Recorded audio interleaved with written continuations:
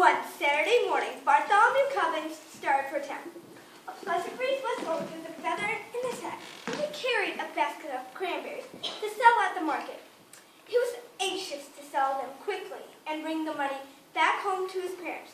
When he got to the gate of the town, "Make way for the king! Hats off to the king!" On came the king's carriage. Then suddenly, this mighty great shriek. It lurched and then stopped. Through the window of the carriage, the king himself was staring straight back at him. Bartholomew and the 500 Hats by Dr. Seuss.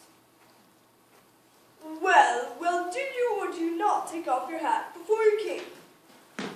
Yes, indeed, sir. I do take off my hat before my king.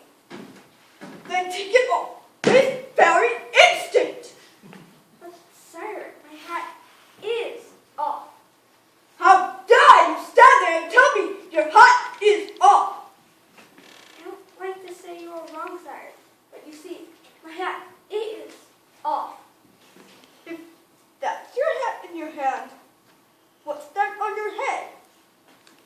On my head? He reached up his hand and touched a hat. It's a hat, sire. Then you take it off. He quickly snatched off the hat. He stared at it in astonishment.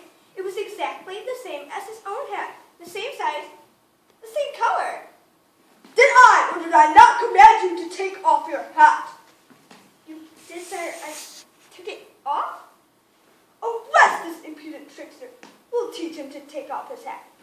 The captain of the king's own guards lay down from his big brass saddle and grabbed Bartholomew by his shirt. Fluff! The sharp wind whisked up Bartholomew's hat. Fluff, fluff! 2 more flew off. Fluff, fluff, fluff! Flew another and another. 4, 5, 6, 7. They sped through the great gates and into the courtyard. His Majesty waits in the throne room. Bartholomew walked on till he stood in the very middle of the throne room. The king, in a long scarlet robe, was sitting on his throne. Young man, I'll give you one more chance. Will you take off your hat for your king? Your Majesty, I will, but I'm afraid it won't do any good. And he took off his hat, and it didn't do any good. He took off hat after hat after hat after hat until he was standing in the middle of a great pile of hats. These hats are driving me mad. If I were king! There stood a very proud little boy with his nose in the air, who was the Grand Duke Wilfred, nephew of the king. I'll chop off his head. A dreadful thought, but I'm afraid I'll have to. Young man, march down those steps to the dungeon and tell the executioner to chop off your head. Bartholomew's heart sank into his boots, but he did as the king demanded. He started down the long black stairway.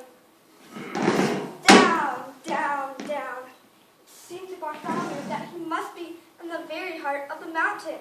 Who's there? Said a voice from the blackness. The executioner was whistling and swinging his axe idly. In spite of his business, he really seemed to be a very pleasant man. The king says you must, chop off my head. Oh, I hate him. You seem like such a nice boy. Well, the king says you have to.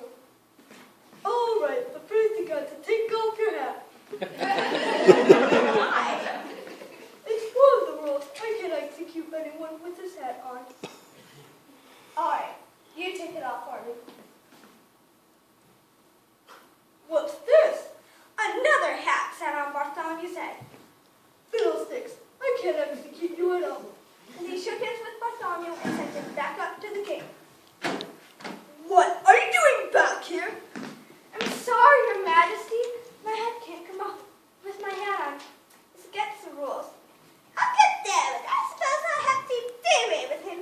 Send him up to the high street, and I, in person, will push him off. Wilfred, I'm surprised at you, but I guess it's a good idea.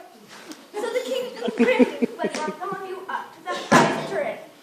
This is my very last chance. He took off his hat. 347. He snatched off another. 398. 399. His arms ached from pulling off hats. But still, the hats came. Bartholomew climbed on. But as he climbed higher and tired. Up the stairs, the hats began to change. Each new hat was fancier than the other. The king and the Grand Duke had reached the highest turret. "Step right up! Hey, get up on the wall! I can't wait to put you off!" When he stepped up onto the wall, they gasped in amazement. He was wearing the most beautiful hat that had ever been seen in the kingdom of Din. Besides such a hat, even the king's own crown seemed like nothing. The Grand Duke took a quick step forward. Bartholomew thought his end had come at last. "Wait! I can't wait! This new big hat makes me madder than ever!" And he flung out his arms to push Bartholomew off. But the king was quicker than Wilfred. He grabbed him by the back of his fine lace collar. "This is to teach you that Grand Dukes never talk back to their king." And he turned him over his knee and spanked him soundly. "It would be nice if you'd sell me that wonderful hat." Bartholomew was still counting the marvelous hats. $4.98, $4.99, he looked up. "And that makes exactly 500. 500? Will you sell it for 500 pieces of gold?" "Anything you say, sire."